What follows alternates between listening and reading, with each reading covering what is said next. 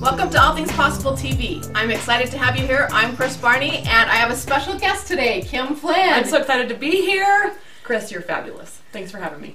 Thank you. I love Kim Flynn. Actually, she's actually my business coach, and she is a phenomenal person and works so much with women, and I'm excited to be able to share with you today all the things that she can do to help you move forward. So that's going to be a great thing, and welcome. Thank you. I'm excited to talk to women, especially women who are at home possibly wanting to start their own business, or maybe they do play a little bit in business on the side. And I would love to talk about that launch, how to actually launch yourself into business, and how to overcome all that guilt and all the mom balance stuff. So that's what I'm excited to talk about with you today. That's exciting. Before we jump in, I just want to encourage you to go get the 7 traits. If you haven't gotten them already, go to our website, www.allthingspossible.biz. Again, right here on the screen, www.allthingspossible.biz. Get the 7 traits. They can move you forward in your life, and you can see results today. So go get those.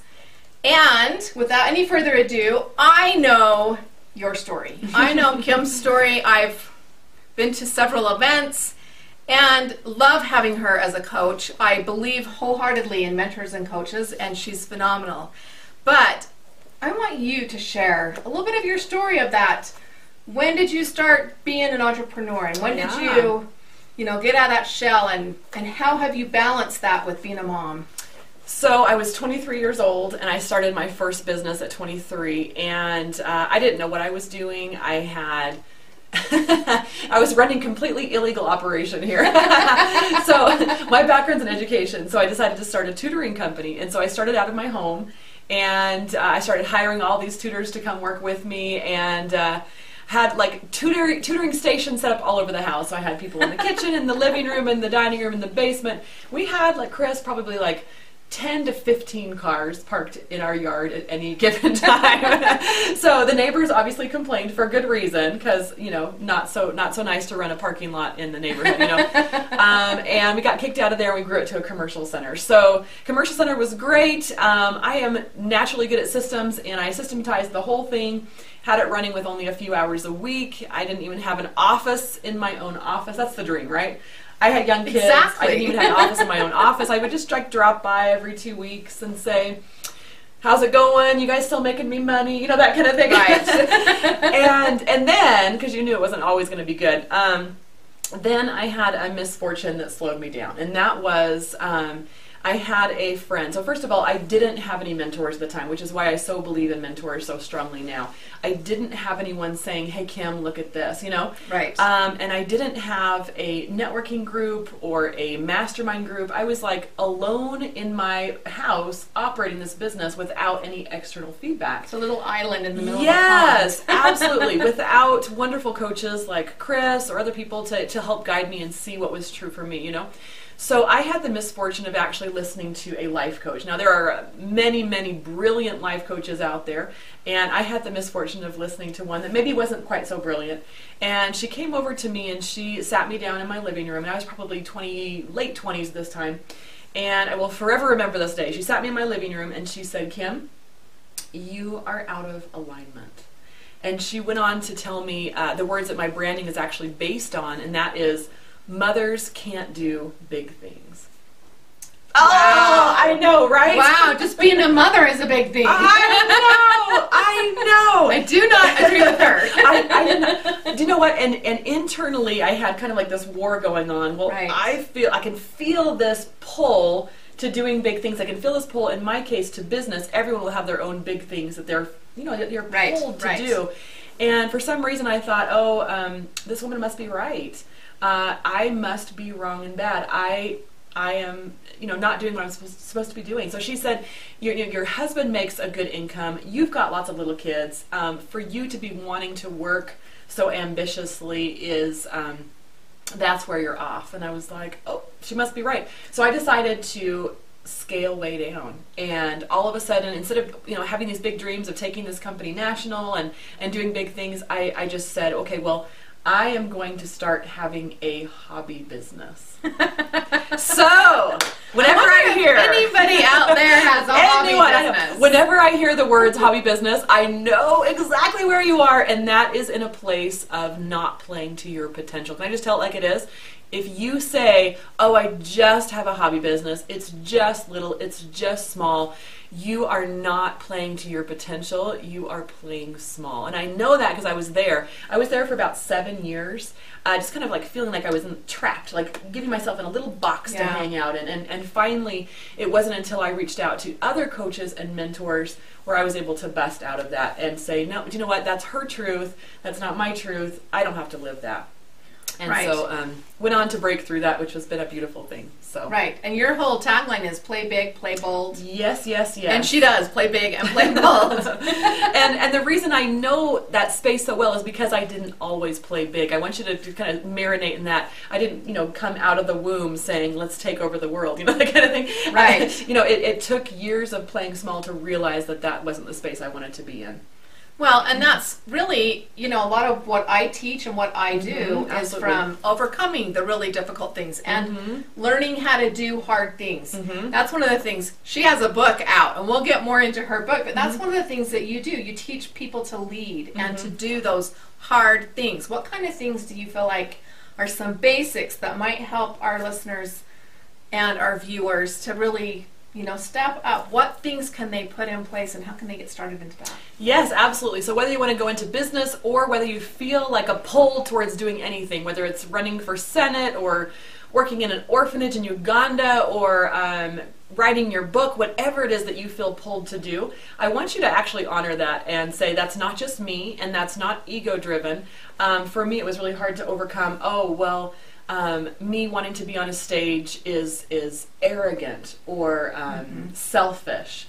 And I want you to know that if you can feel that pull within you, that was given to you by, I believe, the God that created you, whether you call that universe, higher self, whatever you're going to call that, that's where that comes from. And so to deny that is not doing what you came here to do. So what do? You listen for those pulls, and oftentimes you can feel them throughout your life. What threads show up again and again and again in your life? Maybe it's business, maybe again it's charity work, maybe it's writing your book, whatever that is. You'll feel that pull again and again. If you look throughout your life, you'll say, okay, I've always been pulled towards women's studies, or I've always been pulled towards X subject. Right. And then once you realize what that pull is, the next step, like Kris said, is to actually take action on that. And so here's my favorite story about this. You ready for this? I am ready for this. All right. I grew up very poor. We lived in a beautiful house and we had no money. So it was like we were like trying to scramble to find change for lunch money. Like it was pretty destitute sometimes. And we had no money for entertainment. We never went anywhere. We never went out to eat. It was like a real treat to go to McDonald's. So so for entertainment, my dad would go to the library and we would get these videos, free videos, back in the day of VHS, and one of the video series that he got, I'll always remember, it was called Where There's a Will, There's an A, from like the 80s. And even though I was an A student already, I watched those videos because that's all we had time to do. And there's one principle, or all we had money to do, there was one principle that so stuck with me in these videos, and that is when you come home from school and you have your backpack on, you don't just take off your backpack with all your homework in it and throw it in the corner and expect yourself to come back to that. That's not what you do. Instead of doing that, you take your backpack off as soon as you get home. You put it on the table. You take out your science book. You open it up to page 32. You put a paper there and a pen there, and then you can leave and go do your thing. How much more likely are you to return to that homework? So much more likely, right? So the same thing happens with all goals, whether it's business goals, charity goals, whatever it is you're working towards. You are going to make those steps so small for yourself. You're not going to say on your to-do list, make a marketing plan. It'll never happen. Instead, you're going to say, call Kris and set up an appointment. You know, something very small and actionable. You're going to break those big things down into at least 5 small little chunky steps, and then we can actually start to make progress. Well, and even as you do that, you have more confidence in yourself because you're actually accomplishing things, and you start to have more self-esteem, and you start to feel better about where you're going. It's the accomplishment factor that you need to fill. When we feel the failure factor of like, I'm not doing marketing at all, then we just keep shutting down and not doing anything about it. So making those little steps is perfect. Yeah, and the little steps is actually how we accomplish great things. So I love to read time management and productivity books, and a lot of them say, this is actually really interesting, we overestimate how much we can accomplish short term. We tell ourselves, oh, I'll do that Monday, I'll do that Monday, I'll do that Monday. We give ourselves this huge list of things we can do on Monday. Yeah, exactly, right now. But then we underestimate how much we can get accomplished over time. And this is the key for you. If you are, let's say, a stay-at-home mom who wants to do something and get it started, this is the key for you. I don't want you to say, oh, I'll do that when all my kids are grown. I'll do that when my grandkids are grown. I'll do that when I'm 90 years old in the nursing home. It's not going to happen for you. Like, you start working towards it now, and it looks like just taking one of those easy peasy little teeny tiny action steps, and over a year's time you can see significant progress. Right. One of the things I say all the time is it's the little things that you do on a consistent basis that ultimately change your life. Absolutely. And it really is true. When I mentor people, I see that all the time with these little things of just like, okay, put this in place. And once you put a few of them in place, everything else starts to align. And when you do that with a project, even systematizing, when you start with the little steps and start putting it together, and there with the book on the floor, then it all comes together. It builds on really itself, well. And you can make progress. Yep. So yeah, my biggest advice for actually getting things moving is to break it into pieces that are so small, they're like ridiculous how easy they are to do. Like, if I'm going to open my book, yay, I opened my book. I got out a piece of paper. Yay, I got out a piece of paper. Like, that's how small you're going to make these chunks so we can start seeing some success. Right. Well, and how do you balance? You have a very big business right now. How do you balance that with your family time? Yeah. Recently, you just had two daughters, same day, with 2 serious surgeries. My poor daughters. Yeah. So I've got 4 kids. I've got 3 active businesses right now. I am working full-time-ish right now. But that's the big question everyone wants to know. How do you do it all? How do you balance it all?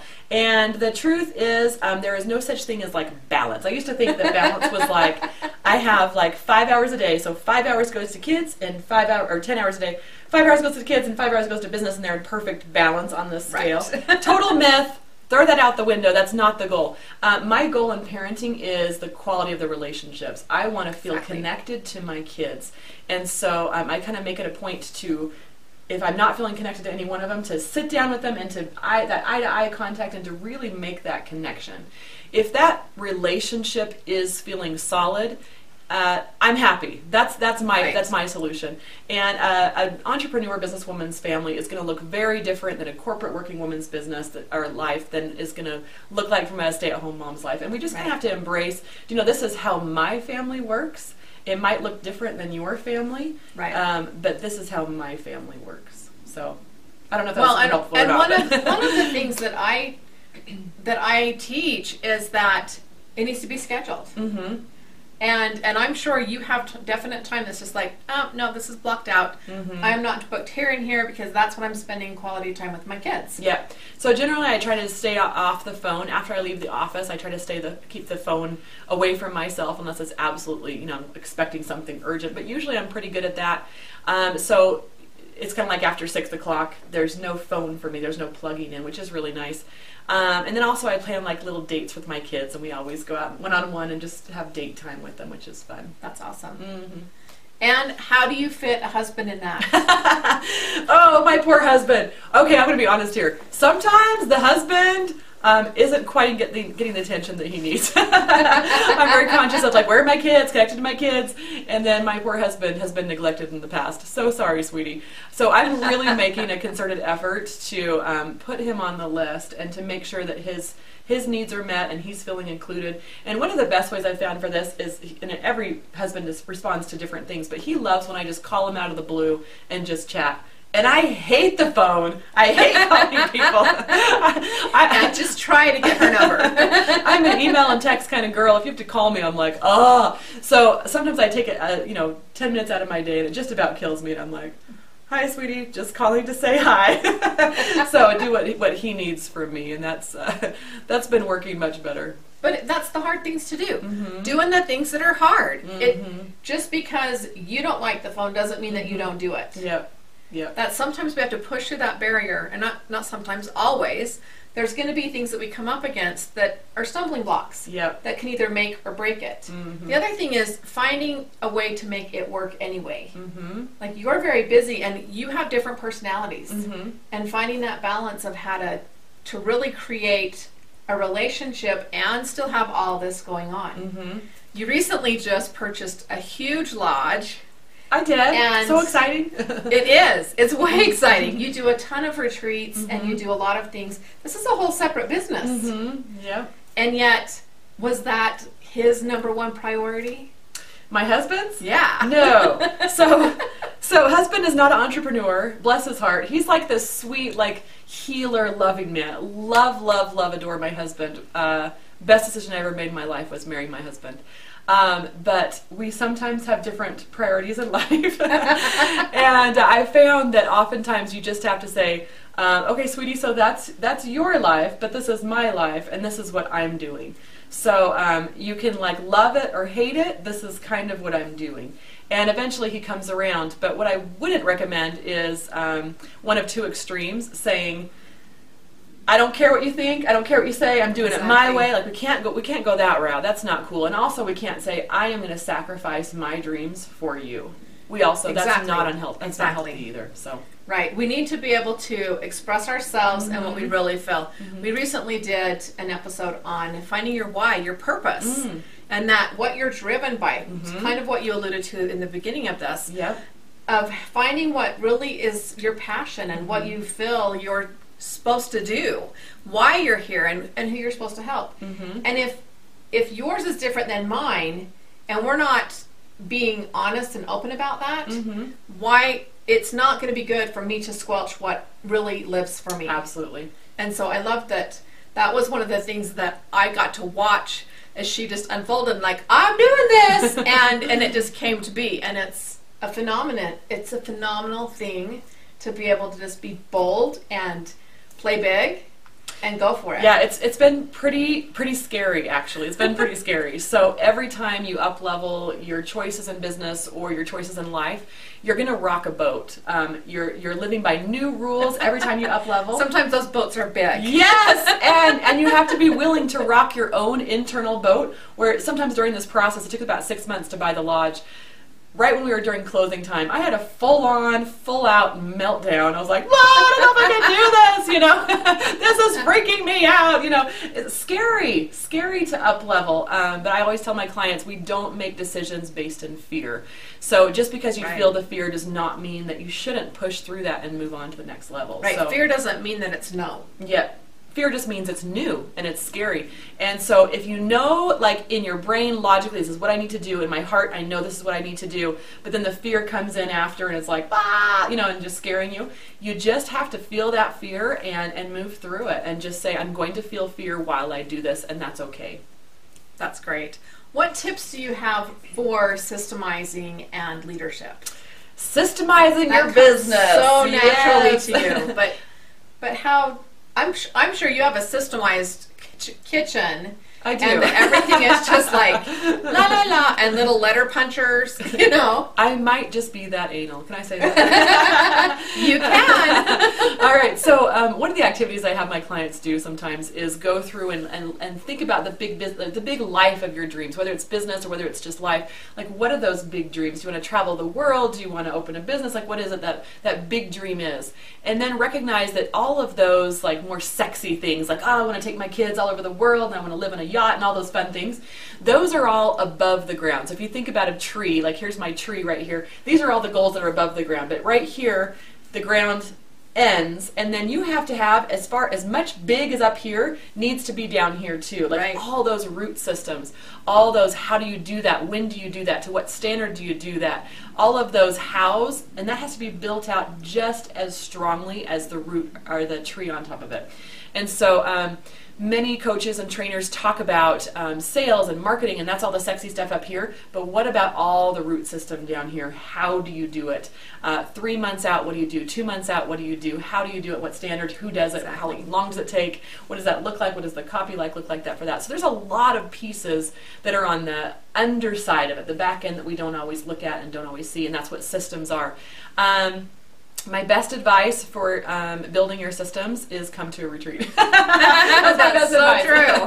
That's my best advice. That's what I did. But everything that you have in place, I think right down to what your kids do is all systemized. And it's not that you're like this, you have to do it my way, and it's like this, but it's even in training new employees, everything's on a video, everything's done, you do it once, you're done, and everybody gets to learn from that. And And that's really phenomenal to be able to see how well you put that together. Well, thank you. I mean, that's a real skill and an ability, but it shows up in your life because of the systems, you're able to do a lot more. Absolutely. If I had to just rely on my brain, I wouldn't get anything done, first of all. Or if I had to rely on other people telling me how things worked, or if I just threw all on the employees and said figure it out, it would be just a big pile of chaos. So if you do want to do a lot of things, you have to be pretty dang organized in your time and in what you're doing with your time. So yeah, that is certainly the key to get a lot of things done. You have to be pretty organized. Well, and doing the hard things. I was actually at a retreat with you. Yeah. One of the speakers came up with this idea and said, somebody should put that together. And when everybody super summary, everybody basically went on break. You sat down and just pounded it out and was done in 30 minutes. And you just wrapped your mind around, that would be so great, and I'm going to do this. And it would have been really easy. We'd had a late night, very little sleep, for you to just be like, okay, I get to take 5. You did the most work of the whole event. And yet, you just pounded it out. And that's doing those things when it's tough. When it would be easy to just not do anything, and you did it anyway. Yeah, so it sounds like I'm bragging right now, so I'm a little bit uncomfortable with this, but that's okay. But the reason why I can do that is because I've developed that character trait of just being able to dig deep and do it. So I haven't developed a character trait, for example, of exercising, like forcing myself to exercise. But people who exercise and run every single day, they have developed that strength of character to continue to do that even when it's hard. And so I've developed that in business. Other people have developed it in other ways, but you can't just wake up one day and say, oh, I am going to be a doer. I'm going to be an achiever. You have to slowly build that and develop those achievement muscles. Well, and I'm glad that you put it in that way, because that is really doing those baby steps. It absolutely putting is. It in place and to where it becomes a habit and it becomes an instinct and you just do it. Because it did not even cross your mind to not do that day. You were like, that's a great idea and it needs to be done. Let's do it. And it was done. Yeah. Like in a few minutes it was done. I would love for you to tell our group that's watching this and all these people how they can get their hands on your book. So not only a speaker and a trainer and a fabulous business like coach and an entrepreneur, but an author of a fantastic book. Thank you. Playing Big, The Unsexy Truth. And I really want you to be able to share that with our audience of how they can get this, where they need to go, what are some of the things that they can they can get from you. Awesome. So this book is kind of like workshop style. It'll lead you through processes. You'll be taking notes in the book and kind of leading yourself through processes. So it's not just a like read and get some theory. We're actually going to be doing things in the book and leading you towards those goals. So if you've ever wanted to start a business or if you already have a business, this is a great way to start. You're actually going to go to kimflynn.com and you can download my book there. Actually, you can't download it. You can order my book through a link on there. There's also a 5-video e-course on there that you can sign up for and get that for free as well. That's awesome. And both are very worthwhile. I suggest you go get them now at kimflynn.com. That's awesome. I absolutely love working with you. And it's an honor to have you on our show. Can you share another tip that could help them in doing those tough things, getting outside of themselves and really taking on their life? Yep, I've got it. This is my #1 productivity tip, and this is going to kill you guys. You ready for this? And it sounds so easy, but I challenge you to try this for a month, and your life will change. That I can promise you. And that is when you sit down on the computer, instead of going to Facebook or instead of going to email, you get your top 3 things done first. Whatever is 3 things on your list, those little tiny steps that we talked about before, you do those 3 things done first. You make you the CEO of your company. You don't make Facebook or people coming at you at email the CEO of your company. You make sure you get your assignment things done first, and then you can go to email and Facebook, and you will watch massive progress in your business. That is a great tip. I actually and hard. have implemented that since the new year of like, okay, I got to have a couple things that really get handled first. So top 3 get handled before anything else. Yep. And that's going to be hard. Facebook will suck you in. Yeah, it can be really tough. I also want to offer a free strategy session to you. Go to my website, www.allthingspossible.biz, and click on the Contact Us button and send me an email, and you can get your free strategy session with me. Thank you, Kim, so much for being here and for sharing your tips and your tools and all the fantastic things that you do and your stories. Thanks so much for having me. It's been an honor having you here with me today on All Things Possible TV. Any last bits that you want to tell them? Play big. Play big. Play big and play bold. And we will see you next week. Thanks. Bye-bye.